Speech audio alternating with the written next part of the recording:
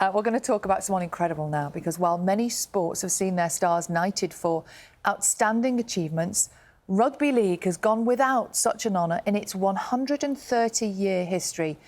And that is about to change at last. Yeah, not one. But later today, 90-year-old Billy Boston will be awarded a knighthood. The Wigan and Great Britain legend made his debut in the 1950s and was a trailblazer for black players in the sport, as Joe Linsky reports. In the stands at Wigan Warriors, one man can still turn heads.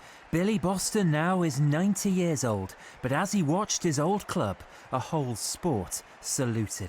Billy Boston, and when we say legend, understatement. This was a moment back in April that paid tribute to a different era. A rugby league player who made his debut in the 50s, but who still stands tall today. Boston is one to beat, and Boston's into the corner. He's a hero, probably the first true rugby league hero of this town. We used to think, give it Billy and we scored a try. As soon as he got the ball, another one on the board. Early Boston fins beaters out of the way. He's such an iconic figure in rugby league. He deserves everything that he gets at the minute, especially this knighthood. It's been long overdue, to be fair. Billy Boston. In rugby league, Boston reached the very top, but his route into this sport was one he never planned. He was born in Cardiff as one of 11 children. His aim was to play rugby union for Wales. He was overlooked, he felt, due to the colour of his skin. I always wanted to play for Cardiff. They didn't seem to think that I was good enough. So they were. They made a mistake, didn't they? Not me. Wales had missed out on an obvious talent. Wigan made an offer to make Boston a professional. He moved away from home to a new place and a new sport. But in rugby league, he was an instant revelation. And he scores! Ray Ashby played with Billy at Wigan in the 60s. You come into the dressing room and at the side of me here is a Wigan icon. And I'm thinking, oh, wow. It made me feel, if I was here with him and giving that feeling, what it's going to be like when we go on the field. It was absolute magic, it really was. When you give him the ball, you're thinking, there's another score. He scored tries at a rate of more than one a game, 571 by the end of his career, the most by any British player across both codes of the sport.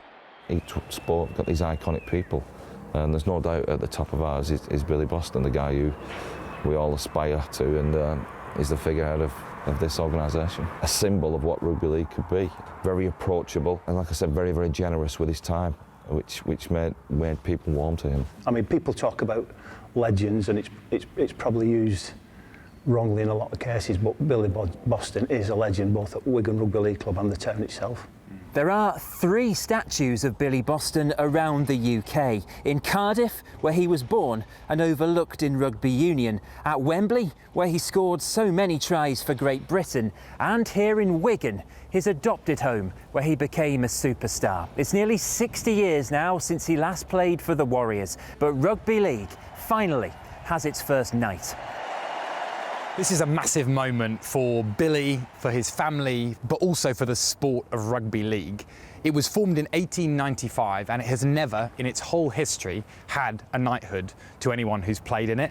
And it's high time now that the British establishment has recognised the importance of this sport to our town and to the whole of the north of England. Is there a feeling in this club and within this sport that this could have happened much sooner?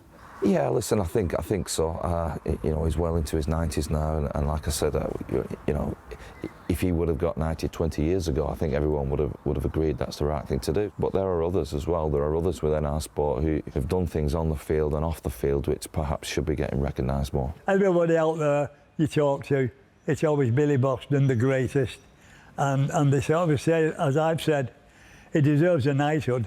They're very slow in giving it to him, but he deserves it. Long, long overdue. He's not one of them that'll shout it from the rooftops. He'll just take it in his stride, and I'm so pleased for him and the family. You know what I mean? I'm getting quite emotional, to be fair, because it's long overdue. Long overdue. For so long, this player's been the toughest man to tackle. In 2016, he revealed he'd been living with dementia. The man who changed so many matches is still changing the game Today at the Palace, he'll become Sir Billy Boston. Joe Linsky, BBC News.